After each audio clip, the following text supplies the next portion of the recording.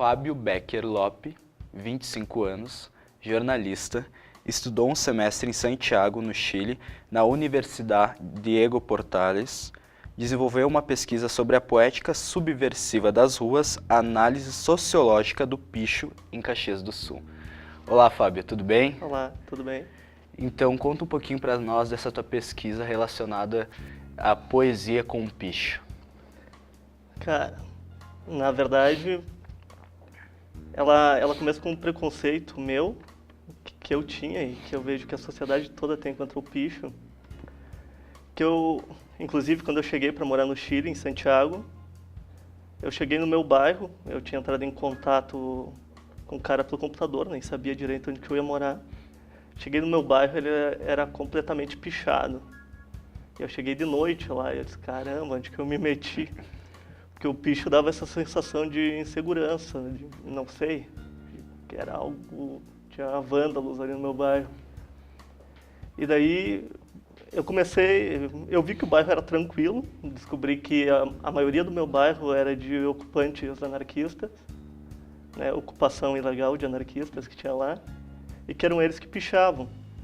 E eu comecei a conversar com esse pessoal e vi que essa ideia que eu tinha de vandalismo ou de segurança era um preconceito que eu tinha inicial e que não existia de fato.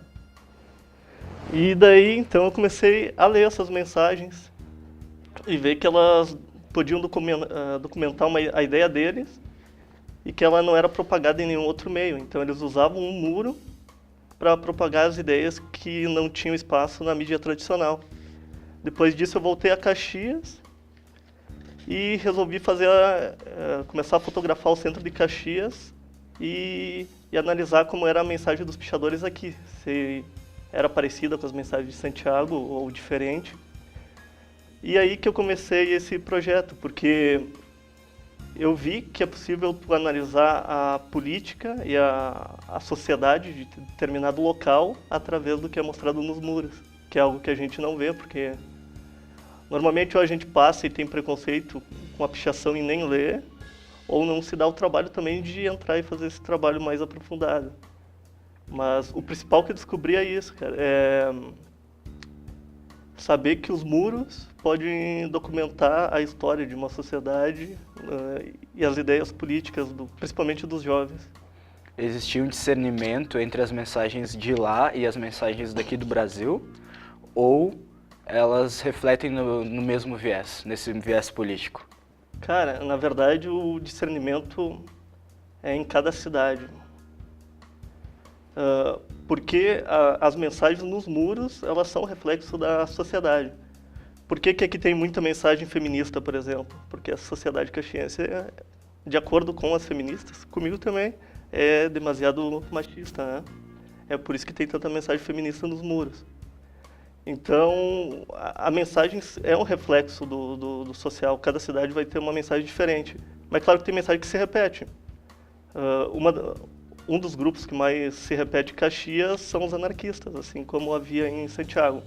Santiago, por exemplo, tinha bastante mensagem comunista, algo que aqui eu já não vejo tanto. E de onde surgiu o teu desejo, eu imagino que foi na viagem de Santiago, né? Mas e os primeiros passos dessa pesquisa? Cara, o primeiro foi isso, foi começar a ler as mensagens de Caxias, porque antes de ir para Santiago, bom, porque lá é muito presente mesmo, é outra realidade, é quase como São Paulo. São Paulo é tipo o cume assim da pichação, onde existe mais qualquer foto que tu vê da cidade. Santiago está entre Caxias e São Paulo, então é bem mais presente. Foi lá que isso me chocou, porque antes eu caminhava por Caxias e eu nem sequer via a pichação. E lá e tem muita pichação, mas eu sequer via. Então depois que eu voltei de lá, eu comecei a ler as mensagens de Caxias. E resolvi fotografar elas, para depois que eu tenho elas fotografadas, dividir elas em grupos, agrupamentos, para ver quais eram os grupos que pichavam em Caxias. E aí que eu fiz a divisão da minha pesquisa, que os principais grupos que picham em Caxias é o pessoal da periferia, que picha só o nome, a assinatura, e aí até depois se a gente entrar, eu fiz uma diferença entre a pichação de assinatura e a pichação política, que para mim são coisas diferentes. Então, os principais grupos são esses, os das assinaturas, as feministas, tem bastante pichação feminista. Que mais? Contra a repressão policial, que se vê bastante forte aqui também. E o outro, uma espécie de guerrilha, assim, entre grupos de extrema esquerda ou mesmo anarquistas e grupos conservadores e mesmo neonazis e coisas do gênero. Tu falastes agora, tu citastes a questão da diferença entre a assinatura e o protesto. Mas você não enxerga que a assinatura também é uma forma de protesto para quem está exilado na periferia? Não, eu não diferenciei dessa forma. Totalmente é um protesto, só que são protestos diferentes. São protestos com mensagens diferentes. A leitura que tu fez é a mesma que eu fiz quanto à assinatura. A assinatura é um protesto de tomada da cidade de quem está na periferia. A gente foi excluído do centro, excluído da zona nobre, e a gente vai tomar ela, vai marcar nosso nome ali, porque de outra forma ninguém ia saber que a gente existe. Agora, a mensagem de política mesmo, que são frases, que não é mais assinatura, sei lá, fora Bolsonaro, fora Temer, tem agora principalmente. Aí é como uma ideologia política mesmo, partidária. Não sei, é diferente, não sei se entende. Sim. E questões de desenvolvimento? Desenvolvimento? Quais foram os padrões teóricos, os referenciais que tu trabalhaste dentro disso, para levar isso para dentro da academia? Cara, o que eu tentei fazer para entrar dentro de comunicação social era mostrar a pichação enquanto uma forma de comunicação alternativa para quem não tem espaço em outras mídias. Isso também, aquela ideia que eu te falei de uma documentação histórica e política feita pelos olhos dos marginais, né? Através da minha fotografia é uma documentação, porque isso aí vai se apagar depois, a pessoa vai lá e vai pintar o muro dela de volta. E, enfim, mostrar como essas pichações documentam a história pelo olhar de pessoas que não têm acesso a outros meios. Que mais? Semiótica, eu estudei a semiótica para conseguir identificar os símbolos, quando não são frases, identificar símbolos que são bastante presentes. Até porque pichar é proibido e normalmente as pessoas picham muito rápido. Então, ao invés de escrever uma frase, eu desenho um símbolo que passa todo o conteúdo da minha frase de forma resumida. Então, buscar o significado desses símbolos também, a maioria das pessoas olham e não sabe o que significa. E, bom, acho que dentro de comunicação foi esses três meios. Mas o que eu mais buscava era identificar a pichação enquanto um movimento ativista político e enquanto um movimento cultural, que é as duas coisas. De alguma forma, você não acha que o grafite ele interfere nesse movimento também? O grafite ele é legalizado, a gente sabe que tem toda uma questão, uma construção de aceitação do grafite, que é considerado uma expressão de arte e a pichação um crime. Mas o grafite ele não acaba por abdicar do primórdio do movimento, que era a luta, que era esse debate, que era toda essa questão política que tu traz no teu objeto? É uma discussão grande agora, porque só início de conversa, tem grafiteiro que é pichador ao mesmo tempo, tem grafiteiro que acha que pichação não é arte, que grafite é, tem pichador que acha as duas coisas. É complicado, mas se tu vai buscar na história, a pichação vem antes, vem muito antes, né? A pichação, inclusive, não tem como dizer quando ela veio. Vai ter o pessoal absurdo que vai dizer que ela veio na época das cavernas, que aquilo era pichação. Eu não sei, não tem como dizer. Tem pichações de 1700 em Pompeia, tem pichação durante a Segunda Guerra, de um grupo que se chamava Rosa Branca, mas ela surge exatamente, o primeiro ápice da pichação é em 68, no Movimento de Paris, o Maio Francês, que ali começam as primeiras frases de pichações que eram de jovens que achavam que a sociedade francesa era demasiado conservadora. E as primeiras pichações, então, elas eram políticas. 68. 72, 73, a pichação chega a Nova York, que tem um segundo ápice. E é aí que surge o grafite. O grafite surge da pichação, não o contrário. Né? Que os primeiros grafites, se tu for ver imagens de Nova York, dos metrôs e tudo mais, e mesmo grafites que tem aqui, ou em qualquer lugar, bombes, enfim, os primeiros grafites, eles são pichações mais estilizadas. Né? Que a gente tá, a pichação eu digo assinatura. A gente está acostumado com um nome escrito em preto. Se tu for ver os primeiros grafites, é um nome muito colorido, mas é uma pichação. Tanto que em Nova York, por exemplo, não tem uma distinção entre isso. Né? É tudo grafite. Tudo é grafite, não tem pichação e grafite. A distinção acontece no Brasil, porque aí sim, nos anos 80, chega uma terceiro ápice. O primeiro ápice, Paris, político. Segundo ápice, Nova York, influenciado pela cultura hip-hop, que é o grafite, um dos elementos do hip-hop. Tem o rap, o break, o DJ e o grafite. São os 4 elementos. E o grafite e o picho é a mesma coisa. E quando ele chega em São Paulo, ele sofre uma nova estética, que é essa estética preta que a gente conhece. E ele vira em São Paulo uma forma de lazer, assim, da gurizada da periferia. Vira uma competição, né? Quem escala mais alto, quem bota o nome em mais lugares, vira um esporte.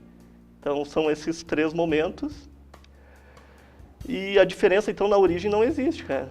Na origem. Existe na estética, hoje. Né? O grafite mais colorido, o grafite pode ter desenho. E a pichação ou é uma frase ou é uma assinatura. Mas o ponto é, o grafite vem para brecar os debates, os protestos? Não, cara, existe grafite político também, existe música política. A maioria das mensagens em qualquer forma de arte é política. O que acontece com o grafite, na verdade, assim como aconteceu com várias outras modalidades de arte, o punk, os hippies, o pessoal do hip hop, é que quando ele começa a entrar dentro das galerias, quando ele começa a ganhar espaço da mídia e começa a ser usado em publicidade, né? Tu pega o Romero Brito, que todo mundo critica, mas qual é a principal crítica? É que o quadro dele virou um tênis, é que o quadro dele virou... sei lá o que virou. Tem fronha do Roberto Brito, tem tudo. E essa é a crítica, porque a mensagem acaba se perdendo, né? E para vender, quanto mais vazio de mensagem, melhor, porque é mais fácil de captar. E o picho não se perdeu em momento algum, porque ele continua ilegal. Então, a mensagem dele continua política, continua subversiva e não se perde em momento algum. O grafite, tem o grafite político, tem o grafite artístico, mas começa essa vertente do grafite começar a se perder também. Os grafiteiros mais famosos do Brasil são os irmãos, os gêmeos de São Paulo. Na Copa do Brasil foi? 2014. Copa de 2014, ou foi de 2010 também, eu não lembro. Que eles pintaram o avião da seleção. Né? E aquele avião não tinha nada deles, aquele avião é um dinheiro pago para eles fazerem um mural. Há uma diferença entre mural e grafite. Perde a origem? Cara, acho que perde. Perde. A origem do grafite é aquela ideia que tu tinha me dito. Os primeiros grafites de Nova York eram assinaturas, não eram políticos. Eles foram ganhar mensagem política, ganhar desenho muito depois. Os primeiros grafites era assinatura, que era a ideia de tu deixar de ser invisível na sociedade. Era isso. E é o que é o picho de assinatura hoje. Então, sim, perde a origem. Dentro de todo esse trabalho de construção, pontos de conclusão. Pontos de conclusão em Caxias. Isso. Bom, o principal ponto de conclusão, talvez, né, seja esse, de que tu pode ler a história, o contexto social e político de determinado local e época nos muros de determinada cidade. Ou seja, se eu ler se eu fazer uma documentação das mensagens de Caxias e de São Paulo, eu vou ver que há muita diferença entre essas mensagens. Por quê? Porque as sociedades são diferentes. O que os pichadores sofrem aqui é diferente do que os pichadores sofrem em São Paulo. Os grupos de São Paulo são diferentes do daqui. Talvez lá não exista tanto grupo feminista escrevendo em muro. Porque, ou talvez tenha mais espaço, ou talvez a sociedade não seja tão fechada quanto aqui. Então, essa possibilidade de fazer essa leitura documental através do muro. Para mim, esse é o principal. Desmitificar o picho, tirar essa ideia do vandalismo. Ele é vandalismo, mas tirar essa ideia simplista de que é simplesmente isso. Mostrar a pichação enquanto ativismo político, né? E mostrar ela enquanto elemento cultural dos punks, elemento cultural do pessoal do hip hop. E nessa análise sociológica, como é que fica a pichação em relação a um espaço de protesto? Ela vai continuar sendo vandalismo no teu ponto de vista, ou a gente vai poder abordar essas questões, entrar num campo de debate de outra forma, para que não seja necessário ser rotulado como crime? Cara, é complicado. Ao mesmo tempo existe esse receio deles, de que a pichação acabe tomando esse rumo que o grafite está tomando. Porque, se tu for ver, a maioria do grafite continua tendo essa origem humilde de protesto de Nova York. Mas tem esse grafite que desvirtuou e que virou apenas lucro, né? E os pichadores têm medo que aconteça isso com a pichação também. Ao mesmo tempo que eles querem comunicar, eles têm medo de perder esse poder de subversão que eles possuem. Sim, compreendo. E dos pichadores, das obras que eu li, que são pouquíssimas as obras, isso é interessante apontar. São pouquíssimas as obras sobre pichação no Brasil, né? E as obras sobre pichação que tem no Brasil, ou são feitas por pichadores ou por estudiosos. Tu vê a falta de espaço mesmo dentro da imprensa, talvez essa questão de ser vandalismo, eu não poder publicar algo sobre. E nessas obras escritas por pichadores, eles acham inevitável que o picho seja aceito como arte e que entre em galerias. Um processo que, na verdade, vem acontecendo aos poucos já. Segundo o Panoni, Fábio Panoni, grafiteiro, artista aqui de Caxias, que começou com pichação, mas muito jovem, e que ao rodar o mundo está dizendo que a pichação já começa a ir por esse caminho. Então podemos esperar exposições, quem sabe, de pichações ainda. Eu vou te dizer que já teve. Tem uma que rendeu muita notícia, que o pichador mais famoso do Brasil, pode-se dizer, que ele é o Cripta Dijan, que é um pichador de São Paulo que começou lá nos anos 80 e até hoje. E ele é um dos poucos que mostra a cara, sabe? Ele está em tudo que é entrevista sobre pichação, documentário. É o cara representante assim, da pichação em São Paulo e no Brasil. Veio o pessoal, o grafiteiro de fora, para um evento de grafite que tinha no Brasil. E eles ficaram mais impressionados com essa estética do picho na cidade de São Paulo, dessa sujeira do picho, do que com a própria feira de grafite. E começou a ser levado para fora, assim, falava, tem uma estética diferente lá, um negócio mais cru, com umas letras mais estilizadas, assim, criptografia. E eles foram convidados a expor na Alemanha. Venham aqui para a Alemanha, uma exposição de grafite também, e venham mostrar o que é a pichação. Só que o pessoal não entendeu muito bem o que era pichação. Estava lá a exposição de grafite. Quando o pessoal não estava observando eles pegaram as latinhas de spray e começaram a pichar a galeria toda. Como Sim. uma forma de protesto, foram expulsos. Mas Expulsos da própria exposição. foi muito sagaz o que eles fizeram. Ah, e daí depois, em São Paulo, a Bienal de Artes, o Djan e mais 38 pichadores invadiram ela e picharam toda a Bienal, né, como um protesto, porque a Bienal era sobre arte de rua e eles não foram chamados. E depois, deu um monte de problema, alguns foram presos, enfim. No ano seguinte eles foram chamados para expor. Foram compreendidos. Sim. Então tá entrando, de alguma forma já tá entrando também.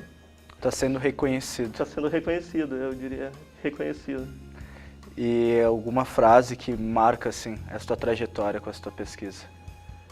Uma citação. Cara, deixa eu pegar ela certinha, eu vou botar aqui, eu terminei o livro, eu gosto de citações. Eu fiz todo ele com citações, a introdução de cada capítulo. Espanhol, devagarinho. Es mejor tener el pelo libre que la libertad con fijador. Ou seja, é melhor ter o cabelo comprido, isso na época dos hippies, que o cabelo comprido era um sinônimo de rebeldia, do que ser livre, mas não realmente livre. Eu não sei se consegue captar a mensagem.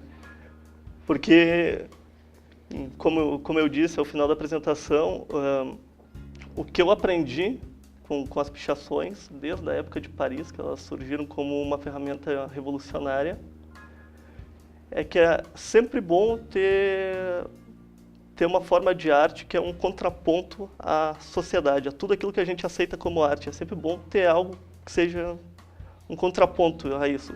Se o picho passar a ser aceito, é importante que tenha algo que não seja. Surge algo novo. Isso. Para que a gente não entre em dogma nenhum, né? Dogma do que é cultura, do que é arte, do que é sociedade, para continuar se transformando. Fábio, gostaria de te agradecer.